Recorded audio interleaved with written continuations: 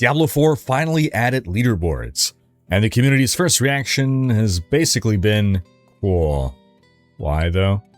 Because the tower is here, it's competitive, it's in beta, and yes, it's basically a pit-style activity with no rewards right now. So today we're breaking down what the tower actually is, who it's really for, and why dropping it a month into the season makes the whole thing feel a little lopsided. Plus, Season 11 otherwise continues to be a massive win.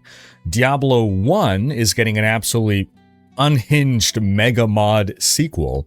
And we've got fresh Path of Exile League rumblings with big patch wins for PoE 2, No Rest for the Wicked co-op launch date coming up, and even some juicy industry drama, as well as Larian updates. Hey folks, this is Rhykker, and I dig into ARPG and gaming news so that you can spend more time playing games. Timestamps below to skip ahead to different topics. But before we move on, a quick word from this video's sponsor, Motto Immortal. This game's slogan is, where myths shuffle and fates mingle. It's an epoch-spanning mythic card RPG where you're collecting deity cards, building tactical teams, and playing in this dark but elegant art style that leans hard into the mystical and occult themes. And what makes it stand out is the mix of systems that you've got going here. You got strategic card collection, you have idle progression, you've got roguelite challenges all in one game. On top of that, there's tarot divination and cosmetic constellation mechanics, so it's really committing to the whole fortune-telling and stars aligning side of the theme.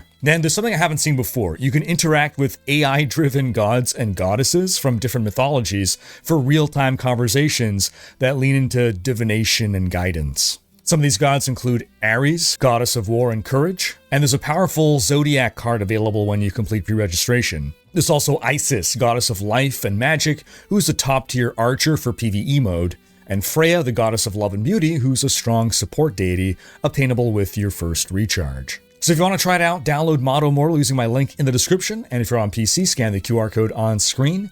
Using my link also gets you a starter pack worth $50. This includes 1 Zodiac Selector, 1,000 Elysian Gems, and 3 2-hour upgrade mat selectors. Alright, diving into Diablo news. This week saw the release of the Tower, the competitive leaderboard activity for Diablo 4.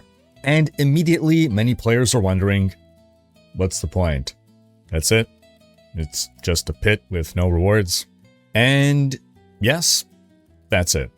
This is a feature designed for the vocal minority of players who wanted a leaderboard activity. It's largely similar to the pit, with some slight modifications made for better competitive balance. Personally, I find the tower much more fun than the pit because it avoids many of the less fun map layouts of the pit. That said, I only did a couple tower runs because I'm not a competitive player and this activity is not for me. But hopefully it satisfies those who have been asking for leaderboards since launch. The fact that this released a month into the season does mean that those topping the leaderboards have absolutely disgusting gear. You can generally inspect their profiles. This was one concern that people brought up back when we learned that the season would not launch with leaderboards. The longer into a season you go, the more leaderboards will be dominated by perfect gear that people buy off of gray market trade sites. Self-found specific leaderboards will fix that. The devs hinted that there will be something like this coming in the future. I don't believe it'll be a solo self-found mode, but rather just a self-found mode. So solo self-found meaning you're in your own instance, you don't see anyone else. Just self-found being there are other players, but you cannot trade with them at all. This would mean that the competitive aspect would be fixed because now, well, any gear that you see, you found yourself. So this would address one of the two issues. The second one being, the later into a season you go, the less leaderboards are about skill and the more they are about time invested. More time means more chances at getting great items. Early leaderboards mean someone who got a lucky drop, yeah, they can leap ahead, but in general, everyone is at a more even playing field, and therefore skill matters more. A month into a season, good luck competing with someone who has been clocking 5 hours a day every day if you only play a couple hours a week, or if you only played seriously for the first week of the season. Still though, in the future, leaderboards will launch at season start, so this is a moot point. They are in beta right now, and once they're out of beta, they will also have some kind of rewards attached to them, likely cosmetics or titles or something to show off. Now, one thing that was a surprise to me is that the tower runs, the leaderboards, run in 2-week cycles. And I'm not sure how I feel about this. I guess ultimately I don't really care because this isn't for me. But I'm concerned that the same issue that happened with the Gauntlet will happen here. So I don't even remember the Gauntlet. Does someone really care to be king of 1 out of 7 2-week cycles in a season? Or do they care about being the king of the season itself? Now, I used to follow the leaderboards back in Diablo 3 days, and I would note at the end of a season who topped leaderboards. And players basically spent the season preparing to make a big push towards the end of season. And those top players then got to enjoy that crown for the next 3 months until new winners were crowned for the next season. But if the cycle repeats too often, don't you just stop caring? Now, the upshot of the 2-week cycle is that this does address the issues I highlighted. You get to crown some winners earlier in the season before the bloat of trade and runaway 5-hour-a-day people. I don't know. How do you folks feel about this? Otherwise, now that we have the tower, I'm hoping that we can start to see the pit and the tower evolve in different directions. Since there's no longer any competitive considerations for the pit, since to this point the pit has served as the unofficial leaderboard activity, maybe now we can start doing crazier stuff with the pit. Think about infernal hordes, chaos waves in particular, the insanity that they add, all the fun, all the crazy stuff you get there.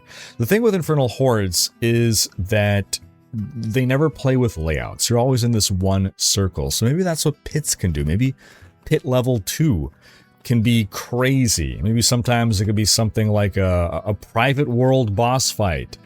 Maybe sometimes it can lead to that secret Uber boss arena with all 4 lesser evils.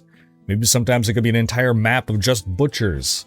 Like maybe it's modeled after the, like a butcher shop, like the room in Diablo 1. Maybe it's an entire map of just goblins that drop gold or XP globes. And whatever the case, the final rewards could be juiced based on which of these outcomes you get. I don't know, I'm just throwing out ideas here. Ultimately, my concern is that feedback on the tower is going to be, hey, we need to get loot drops. We need some reason to do the tower.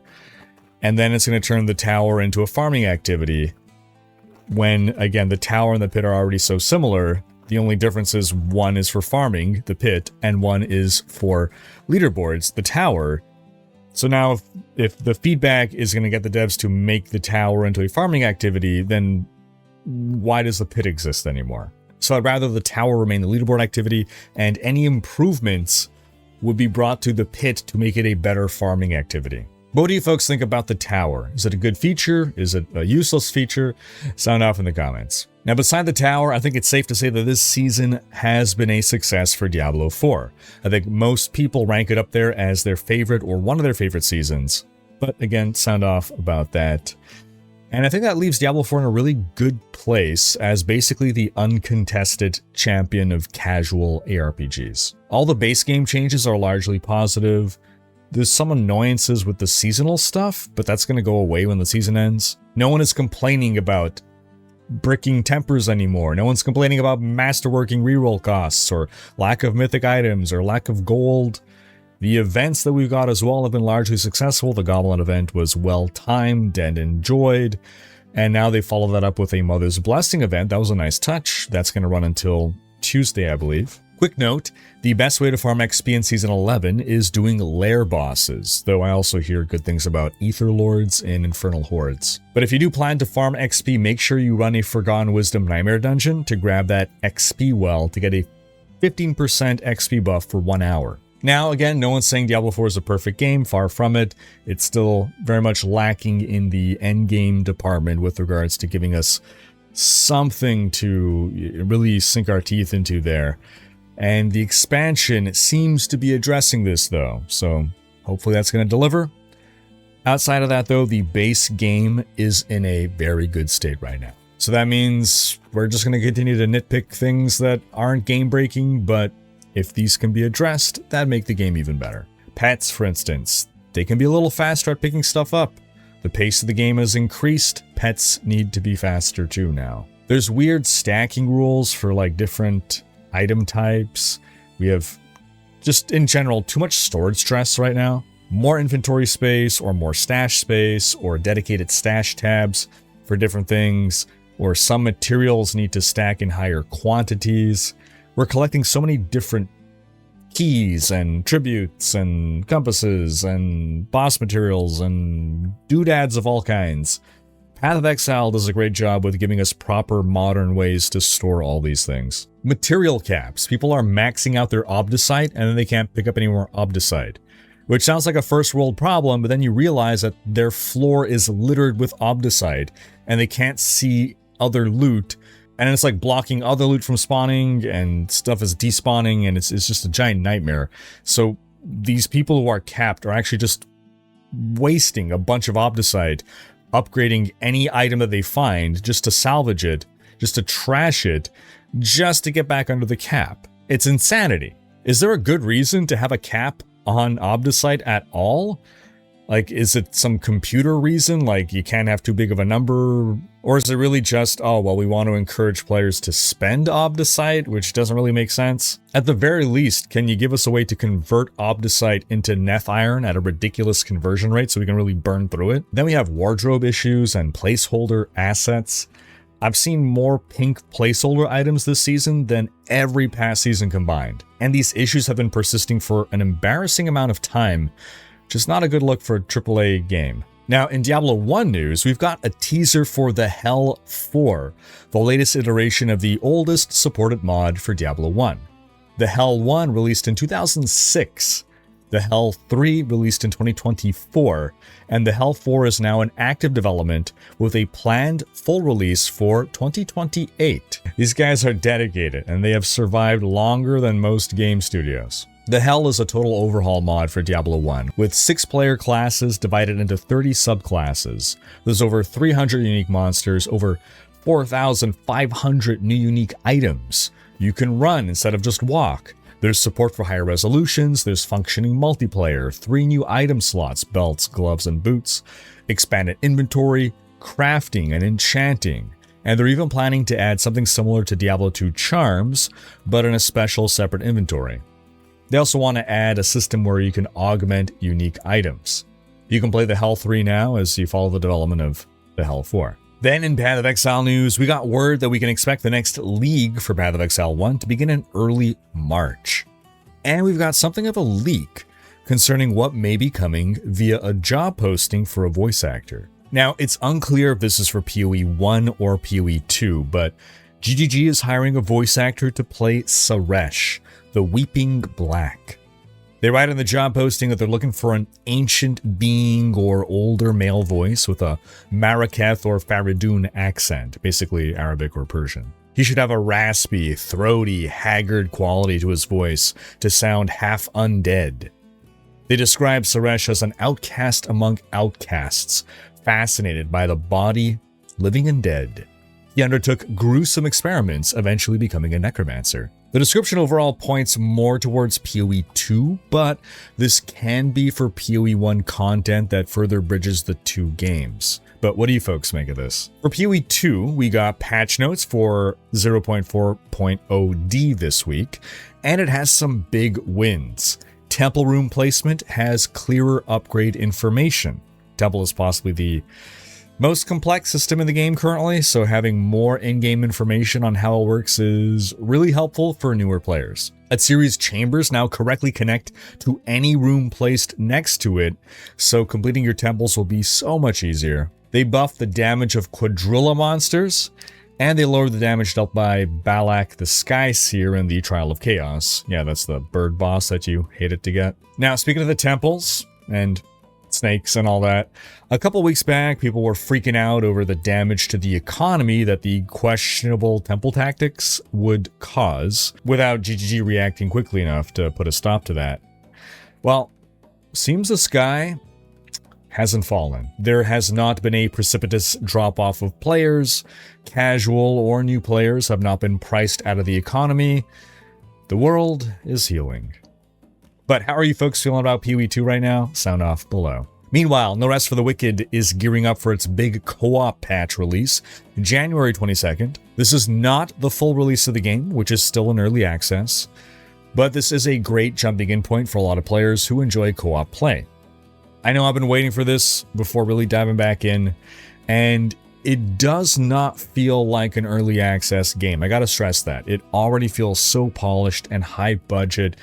Don't let the term early access fool you or turn you off. It's a gorgeous game set in a wonderfully designed world. This isn't just randomly generated maps, it's a bespoke world crafted full of secrets to discover with exploration that is rewarded.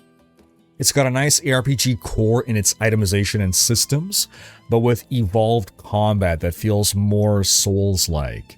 It's definitely the most challenging ARPG you'll ever play from a skill perspective. And it has a charm to it that a lot of modern ARPGs lack, something that harkens back to the first ARPGs we played. A lot more players have picked it up since the co-op beta a couple weeks back, and the team announced this week that they've reached 1 million sales. Wonderful milestone, and I expect the co-op launch to see that number jump quite a bit. And then the final 1.0 release is when it's going to really explode, in my opinion. That's probably going to be later this year, maybe early 2027. And the early access right now is just on PC, but they are going to launch on console, and I think that's going to happen with 1.0. Now, while we only have a portion of the game playable currently, it is enough to get plenty of hours of fun. It's got an endgame mode and everything. And full launch 1.0 is also when they plan to deploy their class system that they've been working on for a while now.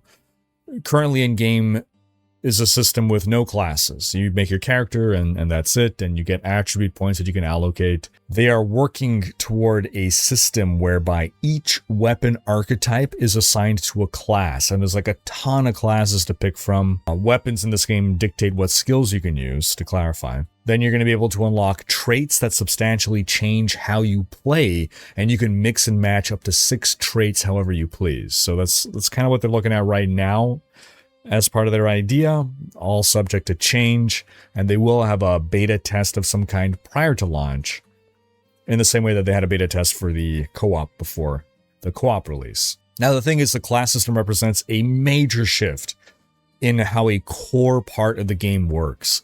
So it gives me a bit of anxiety to think about making such a fundamental change, but all the reasons for making this change make sense to me. So I think I just gotta trust in the devs at this point. Next, in a follow-up story about Netflix buying Warner Brothers, including Warner Brothers games. Last we reported on this, Paramount had made a hostile bid to buy Warner Brothers. In other words, they made a public bid in front of shareholders so that shareholders could then pressure the executives into accepting it. Well, the Warner Brothers board of directors unanimously rejected Paramount's offer of $108 billion, instead sticking with Netflix's $82.7 billion offer because they felt that was in the best interest of the company, claiming that Paramount's offer brought insufficient value and too much risk to shareholders due to debt financing and lack of protections. Well, Paramount did not take kindly to this, and now they have filed a lawsuit against Warner Brothers to learn exactly why the Netflix deal is so good. They are demanding the court reveal the exact terms of Netflix's offer, presumably so they can match or beat the offer, or just prove that their offer is better. You see, Paramount wants the details of the Netflix offer to be made public so that the shareholders of Warner Brothers can then make a decision on whether to usurp the board of directors and accept Paramount's offer. The CEO of Paramount is claiming that Warner Brothers is just coming up with a string of excuses to avoid selling to Paramount. But in none of those excuses do they claim that Paramount's offer would mean less money for shareholders. And so the story goes on. Then lastly, in some Larian news about their upcoming game Divinity, the Larian team held an Ask Me Anything on Reddit where they replied to a ton of questions, and I'll go through some of the highlights and learnings. Now, some of you folks may remember that after Baldur's Gate 3, Larian had said that their next game would be smaller than Baldur's Gate 3. Well, Larian now clarified that they said that when they thought their next game would be another D&D game.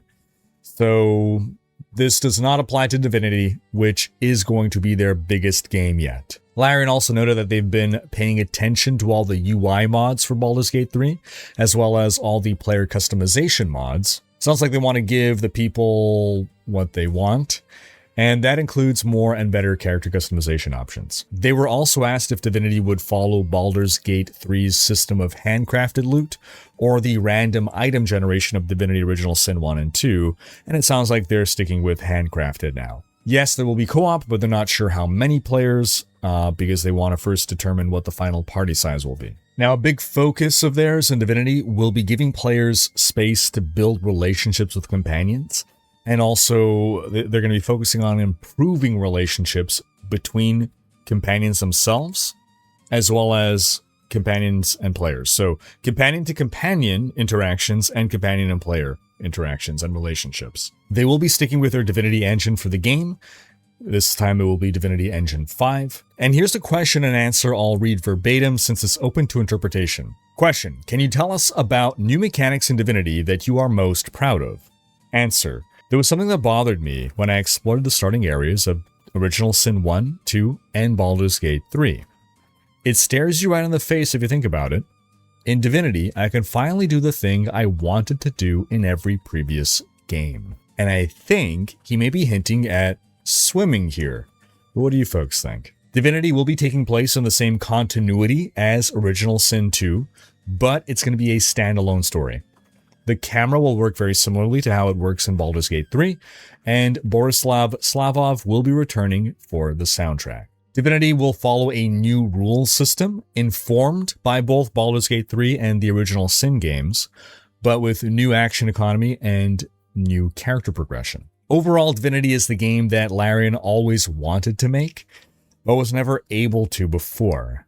They plan to vastly improve the world building for the series and have this title set the new direction for the franchise.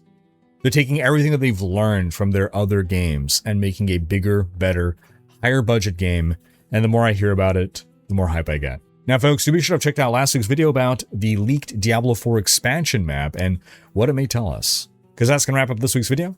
Thanks for watching. Special thanks to my Patreon supporters for making these videos possible. If you enjoyed this video, give it a thumbs up and subscribe to join Rhykker Raiders for more gaming content.